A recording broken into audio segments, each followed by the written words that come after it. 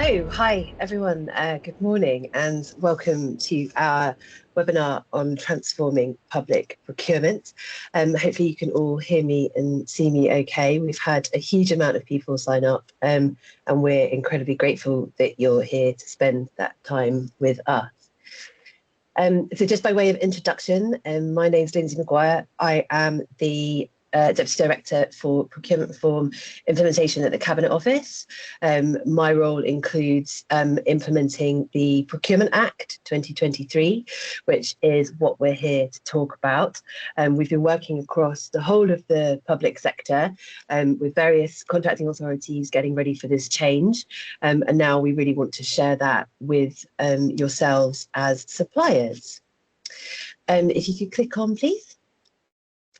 I'm also joined by a few of my colleagues because we want to give you a bit of information. So Adam Hill, who is the head of the Central Digital Platform, will be talking to us a bit about the benefits of the platform and also giving a live demonstration of what the platform will look and feel like.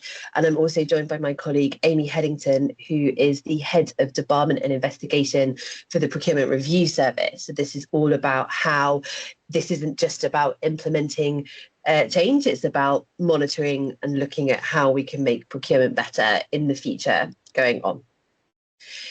So if you click to the next slide, what we plan to do, probably take about 45, 50 minutes. We'll cover a few aspects around the Procurement Act itself. This is legislation, so it's quite complex, so I wanted to just cover the key benefits around that. We'll talk about the Central Digital Platform, which I know lots of people have had questions about, and then we'll talk about oversight and what happens next, which Amy will cover. We've also got a list of actions that you can think about now, and we will be answering some questions that we've received into our mailbox ahead of this event. So predominantly this event was put on for suppliers or prospective suppliers to the public sector. We really wanted to do it live just to create a space where we can explain everything that's happened over the last few years, but also give you the right level of information. I do appreciate that there's probably quite a lot of contracting authorities also online. So I fully appreciate if contracting authorities want to share messages with their own suppliers. We're really keen to get the word out. So this is a great opportunity for everyone just to hear that consistent messaging from ourselves in the Cabinet Office and in the government commercial function. So next slide. So firstly, just a bit of housekeeping. So we will be sharing the slides after this webinar. Everyone will have a copy of that. And as I say, if contracting authorities want to use them for their own suppliers or cascade them throughout, that's absolutely fine. And we're very much wanting to get the word out. And this is a good opportunity for us to do it. We'll also make a recording available on gov.uk. So if anyone wasn't able to sign up, we'll have that in place so that you can refer back to. We have already published quite a lot of information. So we've included a QR code that if you want to have a look, that will take you to our gov.uk page, which has got all of the information in the background. I do appreciate that there is quite a lot of information out there. Procurement is quite a it's a complicated topic. It's regulatory, it's important, it touches an awful lot of areas. But what we've tried to do is drag the most important information for suppliers and put it all in one place so that you've got that as a handy bookmark. So if you scan that QR code, that will take you to the homepage, which is holding a lot of this information. Okay, if we skip on the next one. What I really wanted to do is just set a bit of context around why we're talking about public procurement. I appreciate that some of you might know a bit of this already. It's been quite a long programme. But essentially what we're doing is a benefit of leaving the European Union. Our current regulations, which look at public procurement, are EU regulations. They're built with a single market in mind. There's lots of restrictions. They've not always been fit for purpose when the UK is spending taxpayers' money. So what we wanted to do was create a new regime which was simpler, so it takes lots of different regulations and puts it all under one legislative vehicle. But we also wanted to take the opportunity to open up public procurement to private sector. I always like to see Cabinet Office's role as balancing the interests of the public sector in terms of driving efficiency with the interest of the private sector, which is to open up supply chains for more small businesses and more entrants into those supply chains. So that was our aim. We also want to make sure that we are not putting the UK at unacceptable risk by working with suppliers that may do so, and that includes things like national security and other misconduct areas around which we see in terms of supply chain risk. And we also wanted to focus on transparency and publishing data and really being open with the decisions that we're making. And I'll come on to a bit around some of the real benefits that transparency will bring yourselves as suppliers in a bit. Whilst they're not absolutely central to the Procurement Act, this is also an opportunity to just make sure that we are putting our effort where we can in terms of fostering innovation, contributing to growth agendas, and also maximising social value across everything that we're doing. Procurement has a huge role to play. We spend an awful lot of money across the whole of the public sector, so it's right that we're looking at those topics and making sure that we're being consistent in our messages from the centre. So next slide. So just a little snapshot on where we've come from. I'm not going to go through this in detail, but two things that I wanted to highlight is since we started looking at this in December 2020, actually it was a bit earlier than that, we've made it really clear that we want to engage very widely. So we've been engaging with industry. We've had a number of different responses from industry as to what is working and what isn't working in public procurement. And we started with a list of things that weren't working that we could look to be able to tackle. During that time, you may have realised there have also been various other challenges relating to procurement and relating to the UK economy. So things like COVID, the tragedy at Grenfell, supplier insolvency. There's lots of elements which touch procurement, which we've been able to embed into legislation to try and future-proof everything that we're doing. And I wanted to make that point to demonstrate that this was a really collaborative effort, and it isn't just a way of putting regulation in for regulation's sake. There is a reason why we are putting these procurement regulations in legislation. We spent a few years going through the parliamentary process of this. It got lots of scrutiny, quite rightly, some really great challenges around what procurement's role needs to be, especially on the global scale. But more importantly, we've also spent a lot of time developing guidance, templates, providing support, learning and development, and really looking at what we want our strategic priorities for procurement to be. All of that has led us on this journey, and we are ready to go live on the 24th of February 2025, and that timing is still on track. So next slide. So I've mentioned learning and development, and I realise that most of you on the call are suppliers, but I wanted to flag this because I think it's important to emphasise that whilst we recognise that this is a change, we've also put quite a bit of investment and quite a bit of time into making sure that procurement teams are comfortable with their own knowledge of the Act, and they're also well aware of the benefits and the changes that can be driven through this. So we've put quite a lot of investment in learning and development, and we've had over 4,000 procurement teams and buyers do the sort of advanced training, which is a really intensive 3 days of looking at our procurement capability and skill. 16,000 people have done the e-learning, and we've got an incredible community of practice where people are sharing good ideas, sharing best practice, and coming together to tackle some of the procurement problems. Now, the reason why I'm talking about this is because I think it demonstrates the commitment from the procurement community to actually drive some of this change. And I've been incredibly proud of my procurement colleagues in our profession in driving this forward. And I think it's important to flag that we haven't taken this change lightly. And this is very much a big strategic priority for all of us at the Cabinet Office and central government. So onto the detail. So what you need to know on the next slide. There are lots and lots of changes and there are lots of benefits. I've only brought out a few, but these are for me the most important. The first thing that we're going to do is we're going to make sure that pipelines and notices are much more visible. So this won't be an immediate change. This will be coming online later the year, and obviously as more procurements get put into the system, it will become more visible and more accessible for suppliers. So we have to be a little bit patient with some of this. But our long-term goal is that pipelines and pre-market engagement notices will be on your profiles as default, so that it's really clear where the opportunities are that you want to engage in as suppliers. Our long-term vision, and we can talk a bit about this later, is that a supplier will be able to log on, look at what you supply in the location that you supply it, and have a ready-made list of every single upcoming opportunity with every single public customer in the UK. That's our long-term goal, and I think that would be game-changing for small businesses who often struggle to be aware of opportunities that are happening around the piece. The other thing that we want to do, which I will come on to a bit in a second, is introduce more flexibility.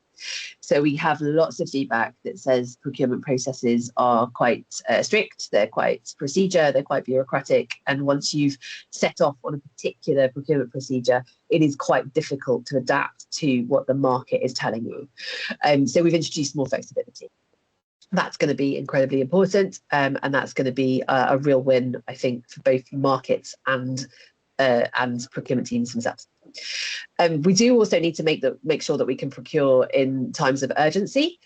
So we've got very clear provisions of what that means in terms of direct awards, and there are certain times when it is right that the public sector is direct awarding a contract, particularly when it comes to crises or challenges that a body might face across the year.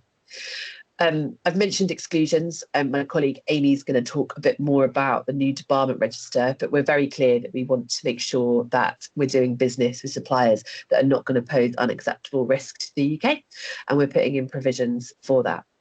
Now, feedback, we've also made it a bit clearer and a bit sort of, we've provided some very, very detailed templates around what assessment needs to look like.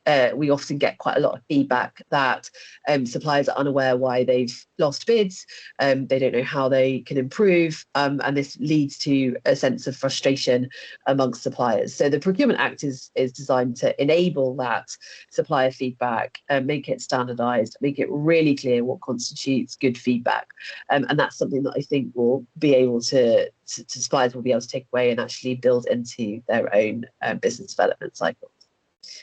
Next slide. All of that generally is in the procurement process itself. The other things that we're looking at is contract change.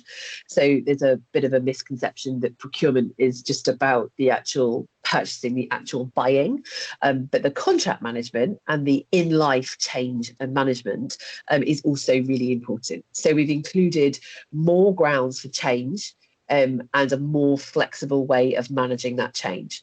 Now, this will be good for contracts where, for example, there are, unplanned things that come up.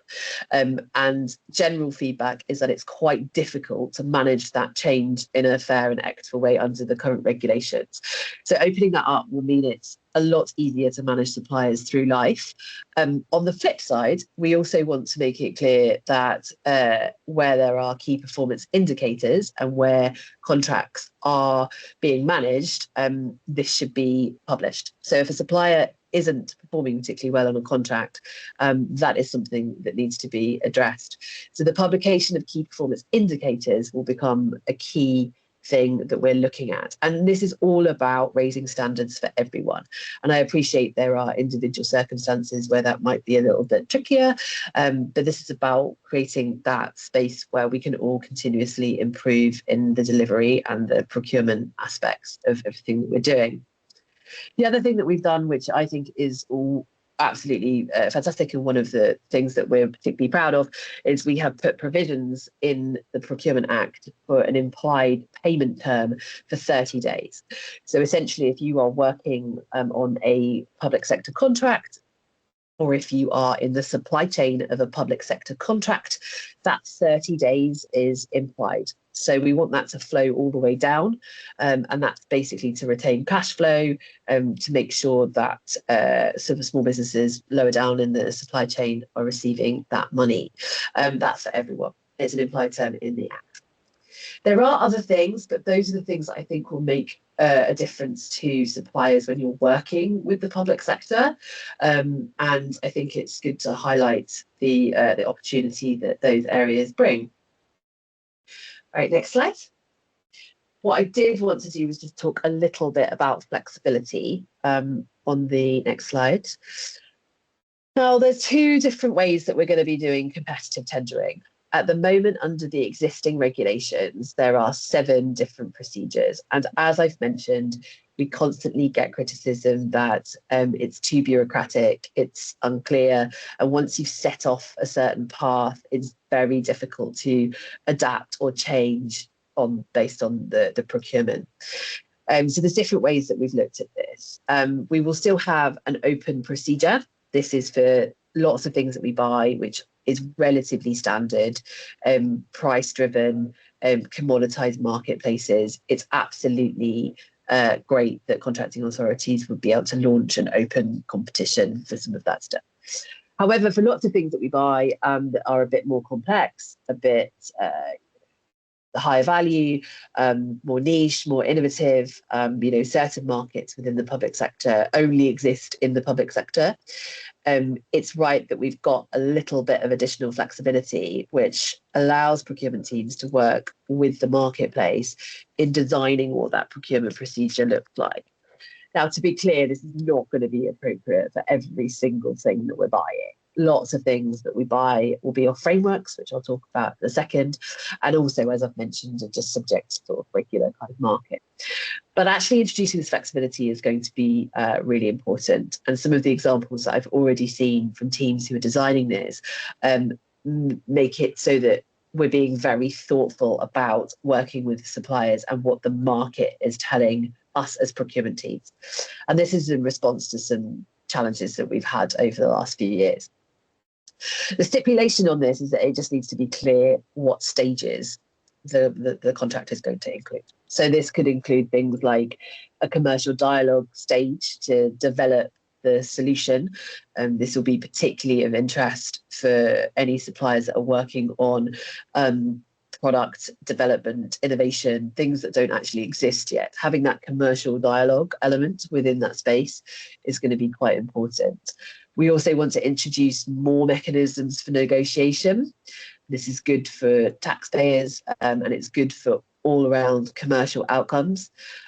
Things like supplier presentations, site visits, product demos, all of this is all really good commercial mechanisms that we want to encourage through this flexibility. And finally, one thing which I know from my own personal experience is quite useful is allowing variant tenders against the requirements. Now, as I say, this is not going to be every single procurement. We are not all of a sudden shifting to a new landscape whereby every requirement is going to be completely flexible. We've provided quite a bit of standardization, but we also really want to encourage teams on designing a procurement process that is going to meet the needs of the marketplace that they're operating in. And we welcome feedback on that. So if you are working with your customers on something which fits into this space and you've got some ideas on how to demonstrate your own competitive advantage, then by all means, feed that back to your customers, share that in pre-market engagement, and make sure these ideas are being shared and heard, because I do think this is one of the biggest opportunities for the Act. Next slide. So as I've said, frameworks will continue. We have a standard approach to frameworks. There is an important note here that if you are on an existing framework, this will continue, and call-offs from existing frameworks can continue even after the start of the new regime. Obviously, there will be a little tail down as we go through that transition. But if you are getting regular call-offs from a particular framework, including things like G-Cloud or some of the other big public sector frameworks, that will continue under the current regime. For new frameworks, though, we will have a new option. Lots of the criticism that we get about frameworks is that, firstly, that they can be very long, and secondly, it means that suppliers can be locked out for quite a period of time. So what we've done is that we created a new mechanism whereby those frameworks can be opened and new entrants can join. Now, again, this might not be suitable for every market. It depends what it is that you're buying. But I do think that there is a huge opportunity here to re-galvanise the results. Switch up some of the marketplaces, make sure that the suppliers on the framework are equipped and willing to supply those goods and services. I think it will be a little while until we see some solid examples of that, but I'd like to think that the benefits for suppliers are very much around being able to enter into frameworks which had previously potentially been closed off. The other thing that I wanted to mention, which is future development, which won't be available immediately, but we are working on a register of those frameworks. So we also get quite a lot of criticism that there are thousands of frameworks across the public sector. Some of them are duplicative. Some of them come out at the same time, which means that if you're a small business, your bidding resource is stretched as you're competing against different public sector. We want to make it much more streamlined. So having visibility of all of the different frameworks and all of the different goods and services that those frameworks offer all in one place, I think is going to be a really useful tool for everyone, for both buyers who can look across and see where those opportunities are, but also for suppliers who can look at the forward look of frameworks and decide where best to put your resources in that. That will come in the future. And once we're rolling that out, we'll obviously make sure that we're communicating that quite widely. Great, next slide. Right, I'm going to pause here because one of the other big benefits that we've been working on is a central digital platform that will hold all of this data, and that includes some of your own supplier data. So I'm going to hand over to my colleague Adam Hill, who I've said is the head of the central digital platform, and who's going to talk you through those benefits and also give you a snapshot of the system. Thanks, Adam. Over to you. Thanks, Lindsay, and good morning, everybody. As Lindsay says, I'm going to give a very quick overview of the CDP, what the benefits are, and then I'm going to go through to the bit that I think you're probably all here for, really, is the actual demonstration of the service itself and a quick look at how you will register and set up your accounts. So if we move on to the next slide, please. So why is it important? You've heard a lot of noise about the central digital platform, I'm sure. Essentially, as Lindsay's talked a bit about with regards to transparency, from the 24th of February, all of the new regime notices are going to appear in one place, above and below threshold. There'll be no more jumping from FTS to contracts finder, depending on what value contracts you're looking for. So everything's going to be there from pipeline notices from April onwards, the pre-market engagement notices, all the way through the procurement process to performance and payment. And these notices are linkable. So you'll now be able to follow the journey through from a pipeline notice to all of the different things that fall off it to award and everything. So you can track and see what contracting authorities have been doing. The registration services is more comprehensive now, and you'll be able to store your common procurement information within the service. So that is stuff that you are asked for every single time you bid, and the information itself doesn't tend to change that much. So you'll be able to store it. I'll show you how in a few minutes, and then you'll be able to share that with the contracting authority in the way that they request that you do so.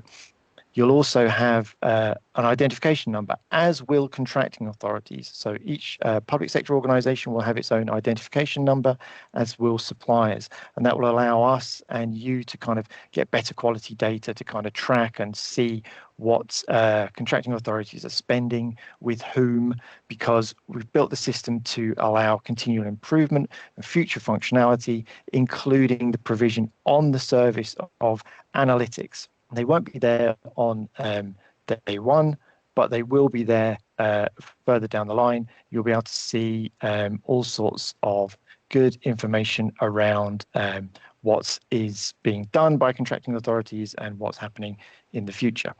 And you will also be able to store more information. So this is the kind of stuff that contracting authorities don't always ask for, and it might change ever so slightly depending on what you're bidding for, but the questions tend to be the same. So around carbon net zero or modern slavery, etc., etc. So if we move on to the next slide, please. So the Central Digital Platform is not a new service. It is going to be an enhancement of the existing Finder Tender.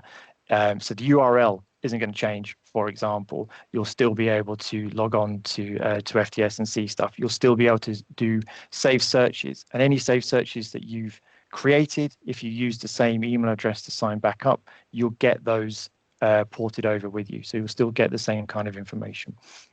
Because it's going to have above and below threshold stuff on it, it'll be easy for you to find things. It will continue to be integrated with e-sender systems, so the stuff that is being done by contracting authorities that are sending through will appear on FTS as it does now. You don't have to be registered on day one if you're not bidding for something. You can still use it freely as you do at the moment. You can search for stuff, but if you want to do save searches, sign up. If you have save searches on FTS at the moment, if you use the same email address to sign up as you have done previously, you will get those save searches brought across with you. And even if you don't re-register on day one, we'll continue to send your existing save searches to you so you don't miss anything. So yeah, registration is really easy. It's really straightforward. I'm going to show you how to do that in a moment. If we move on to the next slide.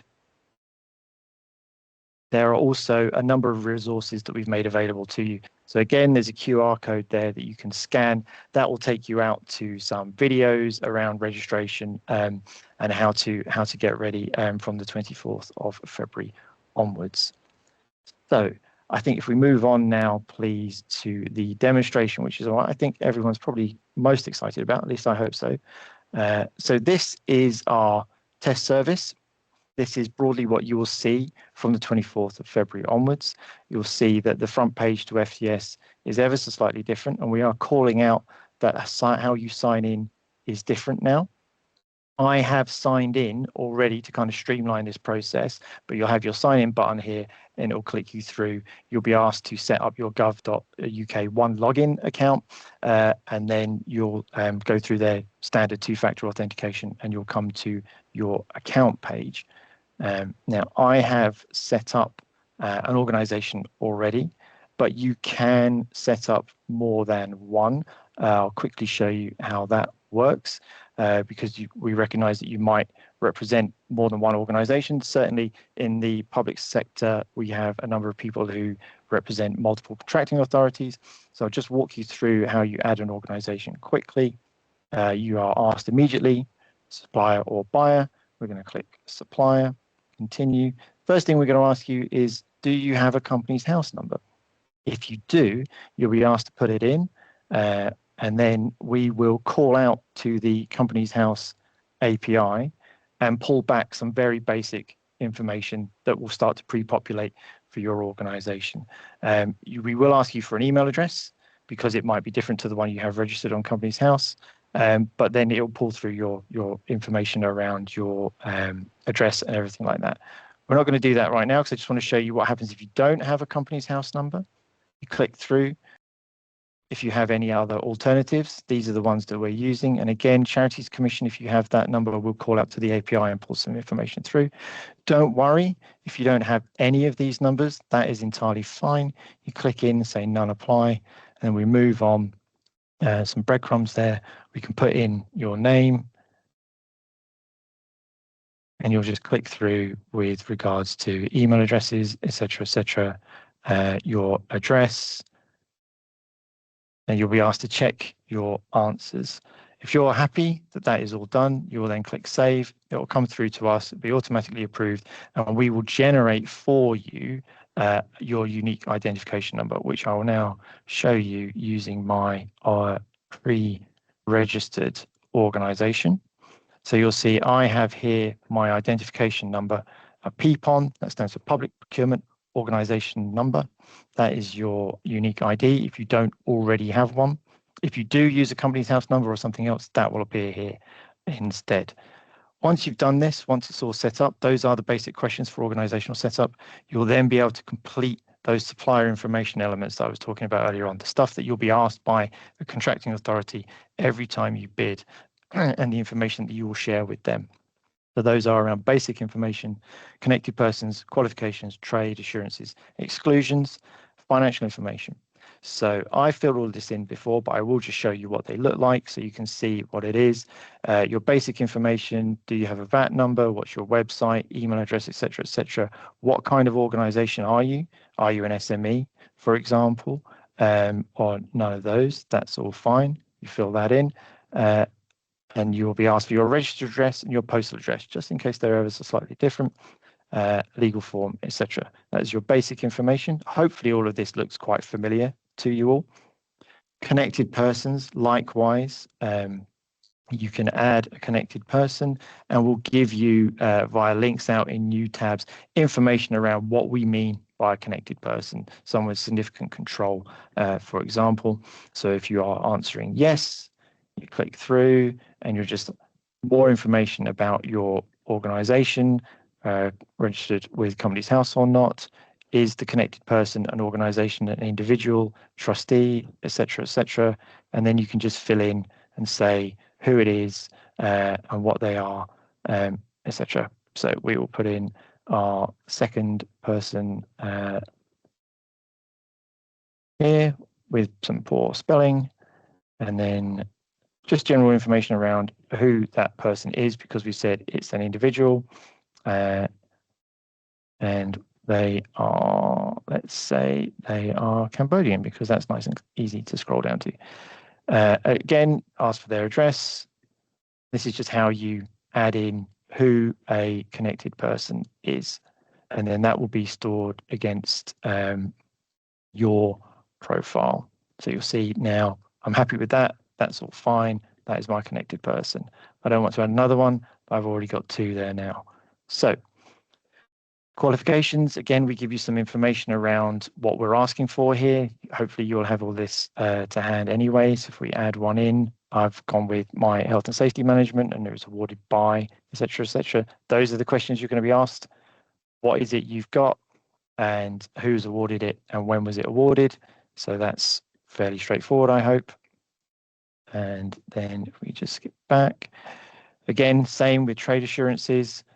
What have you got? Who is it awarded by? Do you have a reference number? When was it awarded? So again, quite simple information that you should have to hand. Do you want to add any more? You can have multiples.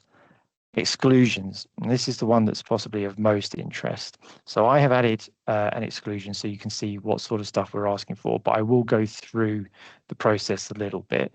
So I've added one that was related to my test person around cartel offences.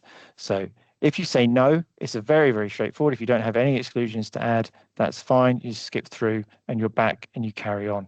If you do have exclusions to add, we'll start giving you a lot of information around what we mean by it, and we'll ask you questions around where is it, what type is it. So you can click out and get more information around what we mean by an exclusion and what the kind of definitions are in law, and you'll be asked to tell us which one it applies. Are they convictions, mandatory exclusions, discretionary exclusions around improper behavior, breach of contract, etc., etc. And depending on what answer you provide to us, you will then be asked a number of subsequent questions about who it applies to, when it applied, is it still relevant, etc., etc. So my cartel member test person is obviously a problem. So then you'll start to fill in all of the information. I'll go back quickly and show you again what that looked like when you had completed it. Not too many. So exclusions. So here, yep, I've said that I have an exclusion. Yes, I've talked about what type it is, given a contact email for the person it applies to, and just gone through more information. You'll be asked to explain in detail what it is and how it's being managed. I have not said if I want to, so you'll get error messages as well. This will help you. If you haven't done something properly, if you miss something, it will tell you need to give us this information. Do I want to add another one? Yes or no. I do not. And that will be hopefully helpful for you as you're filling it in, just to make sure that you're getting their information standard and correct. Financial information is the last thing that we ask you for. Do you have accounts audited, yes or no? You can say yes or no on that one. And then we ask you to upload a document for your accounts covering the last 2 years. And there's guidance included in here around whether you have 2 years worth of accounts or not. You will upload the file itself, and that will sit against your profile. Once you have completed all of your supplier information, and again, there's no massive rush to do this unless you're bidding for something, you need to have it ready for then you'll be able to share your information. You click this button at the bottom.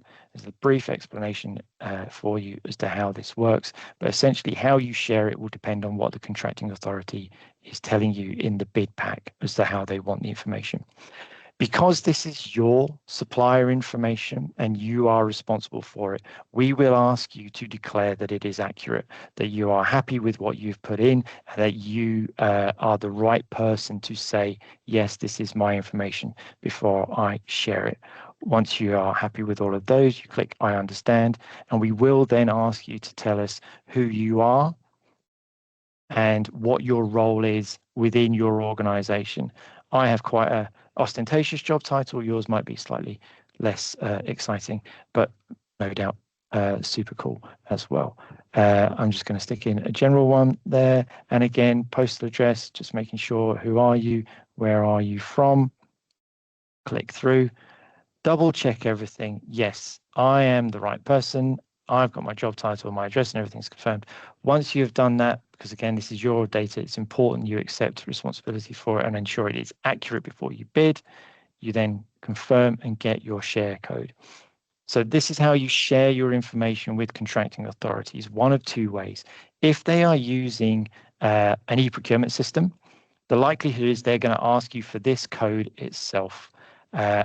And that is the bit that you will give to them as part of your bid, and then they will be able to use our API through their e-procurement system to get the information out of our system. It will be shared with them electronically. If they're not using any, they may ask you to just download it instead. You have to share it through the CDP, but they'll ask you to download it. You will then get a zip file, which will contain a PDF of everything you've just told us in the supplier information section and any attachments that you have submitted to support that. You will then be able to share that zip file alongside the rest of your bid with the contracting authorities. So once you've done that, you'll then see against your profile in the share information section, this is your share code. You can re-download the file if you need to, and it tells you when it's created on. Once you've done this, if the information isn't changing, you can reuse that share code, you can reuse that download file as often as you need to for your procurements. It's a one and done. You will only need to come in and create a new one if your information is changing. So this is the bit around sort of creating efficiency for you, so you don't have to type your information in multiple times. You just do it the once, and you can share it as many times as you need until such time as your information changes. Then you'll come in and update it and generate a new share code that is specific to that time. So that is a very, very quick demonstration of how you set up your organization around the supplier information creation element and sharing. And so now I'm going to hand over to my colleague, Amy, who's going to talk to you about the procurement review service.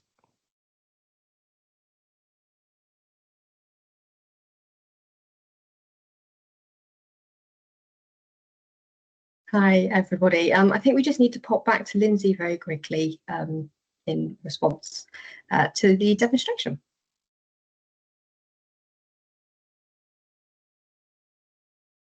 Hello, hi, sorry, yes, we're really keen to get to Amy, who's going to talk about procurement review.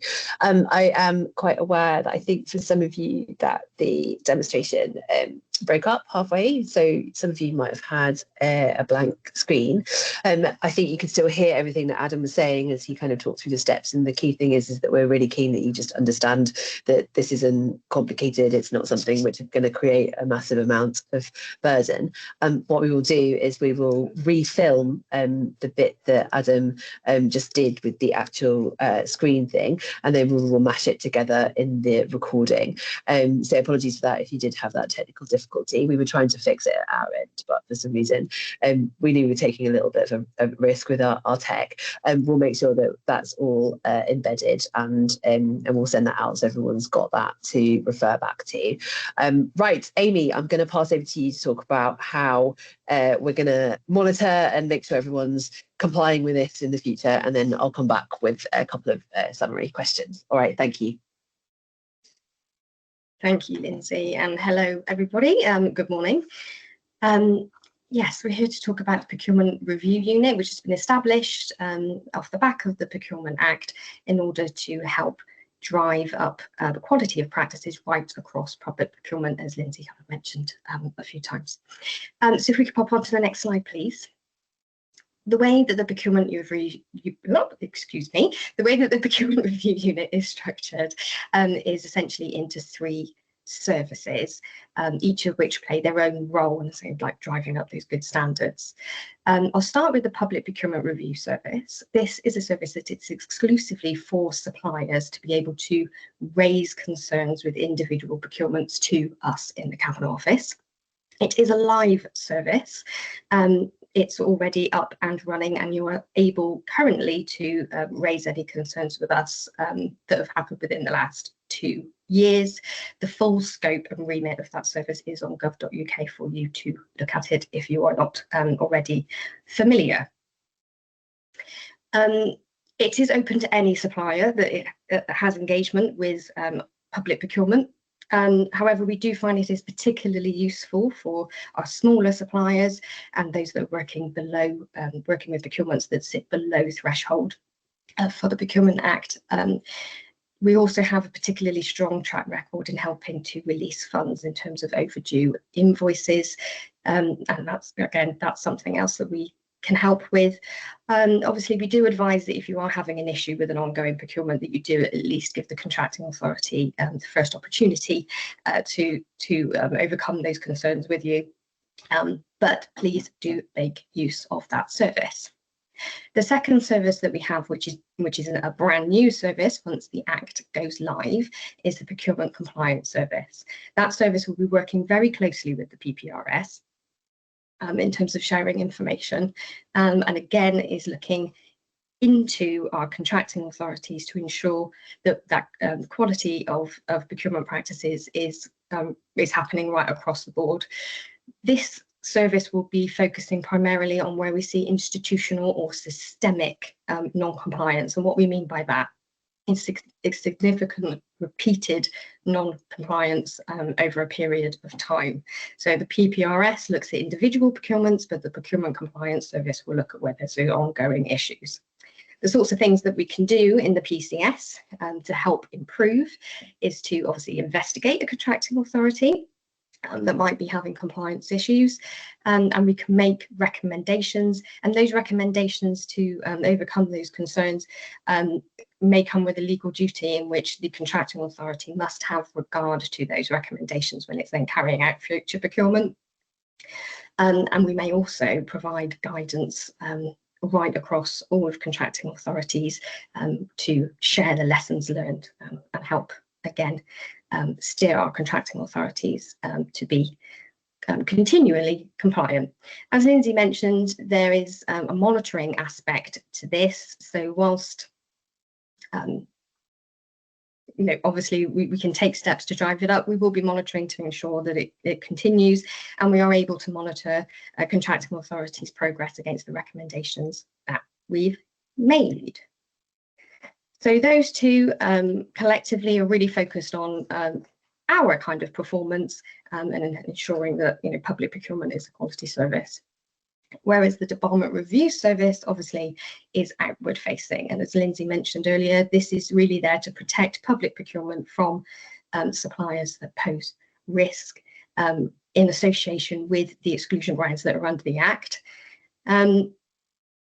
It's worth mentioning that we won't be investigating every supplier who may come up against an exclusion ground, and nor will we be investigating every supplier who is actually excluded by a contracting authority from a public procurement. We will be considering very carefully where an investigation is warranted. Obviously, the aim of debarment is to ensure that those suppliers that really should be added to the debarment list can be added to the debarment list. But there are various stages along the way to establish whether that is the right thing to do in the given circumstances. We won't be engaging with you until we've made a decision whether to investigate or not, but it's worth pointing out that we don't expect a letter from the Debarment Review Service to be a complete surprise to a supplier. As has already been mentioned in the demo, at the very least you will be asked to consider whether any exclusion ground applies to you as a supplier when you're registering for the system. But of course, we do expect suppliers to be carrying out due diligence so that they would know if there's a possibility that debarment could be on the horizon. And of course, once we do notify you that we are investigating, you will of course have the opportunity to respond to that at various stages as we go through the process. And our final kind of findings report will be shared with you so that you have the opportunity to make representations in response to that prior to making a final debarment decision as to whether a supplier should be added to the list or not. It's worth saying, though, that if you do receive a letter from us, please be willing to engage in the process with us. It's really vital that you cooperate. The big kind of primary aspect of engaging with a supplier for debarment is to assess whether the risk of the circumstances are continuing or likely to occur again. And that's where we talk about self-cleaning evidence. So we're really interested to know what the supplier has done to overcome the concerns, the issues that have arisen, and to ensure that they won't happen again. And so that is really vital that you're willing to share information with us and engage with us on that basis so that we can undertake that assessment. But it is also worth mentioning that failure to cooperate with us could actually leave you being added to the debarment list on that basis anyway. So it's definitely in everybody's interests that we are able to cooperate together. I think the other important point to make is that anybody can make a referral to both the Procurement Compliance Service and the Debarment Review Service. As I've mentioned, only suppliers can actually raise a referral to the Public Procurement Review Service. All of the ability to raise those referrals will be through the gov.uk page, where there will also be information explaining some of these services. And in the debarment space particularly, we'll have a section which is what do suppliers need to know to help manage your expectations of what that process might look like should it apply to you. But the information for the PCS and the DRS will not be available until after go live. But please, these services are there, like I say, to drive and continue to keep the quality of public procurement strong. And we do encourage you to use both the PPRS and the PCS if applicable to you. And as I say, if you do happen to receive notification from us regarding debarment, please be willing to engage. Thank you very much. And I'll pass back to Lindsay. Thanks so much, Amy. If you could just click on the slide, please. That's great. Thank you, and apologies once again. I realised that there was a blank screen during a lot of that, which is less than ideal. I fully appreciate that. What we will do is we will obviously make a webinar available as a recording, as I've said, so that you've got visibility of all of that for people that have signed up, and we will have a look and see if we can schedule another one in as well, just so that we've got this space to discuss. So I do apologise about that, and thank you very much for your patience whilst we dealt with that technical glitch. What I want to do, just as a quick summary, as I appreciate there's been quite a lot of information there, so if I just go through a couple of final bits and then we'll close it. So on the next slide, So what we're really looking for and why we want to talk to all of our suppliers is I do think that this is a huge opportunity for us all to look at the benefits of driving change in procurement, certainly for procurement teams, but also for yourselves as suppliers or prospective suppliers to the public sector. So we'd love it if you familiarised yourself with all of the information that we've done, talk to your customers, talk to your contracting authorities. There's lots of events that teams are running, meet the buyer events, engagement events around how things can be structured in the future. This isn't going to be a big bang, as I've said. It's long-term change, and we've always been really clear that if we're going to do the UK's legislation, then this is an opportunity for us to really drive some of the capability and look at the kind of challenges that we may have faced previously around procurement. Watch all of the videos, get all of the information. I would also say don't just take it from us. There is a numerous amount of organisations who've put out their own offering, their own takes, their own guides, legal firms, trade associations, consultancies. Lots and lots of people have looked at this in a great amount of detail, and I would strongly recommend that you have a look at all of the stuff around the piece. This is an opportunity for us to change, and we're really keen to obviously make sure that we've kind of shared the information in the best way that we can. And the next slide. Great. Finally, as I said at the beginning, I'm quite conscious that there is a lot of information out there. We have provided our contracting authorities with quite a lot, which I think is right, because this is big, and we want it to be as helpful as possible.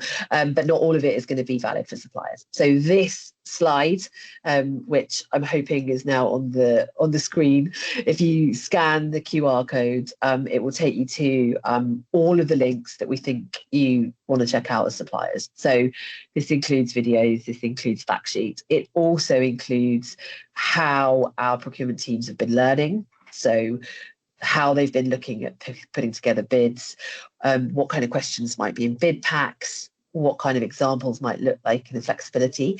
Now, some of that is going to be dependent on what types of things you're selling. Some of it is, if it's very framework driven, it might be a bit too much information, but I thought it best to put everything on one place so that you've got access to that, and you can read that in your own time. And then just finally, if you do have any questions, we have a help desk up and running. Lots of questions coming through from suppliers. So on the last slide, if I just share with you the address, if you do have any questions about anything related to the legislation, or anything about how procurement will operate in the future, the final slide, if you could click on, is our help desk web page. So if you want to contact them over anything, then that's worth bookmarking for anything in the future. As I say, we will redo the video with the demo, and we will make sure that everyone's got that information, and apologies again for the technical glitch. All right, I'm going to close it there, and I thank you all for joining, and have a look at all of the stuff that we've put out. All right, thanks so much, everyone. I appreciate it. Thank you. Bye.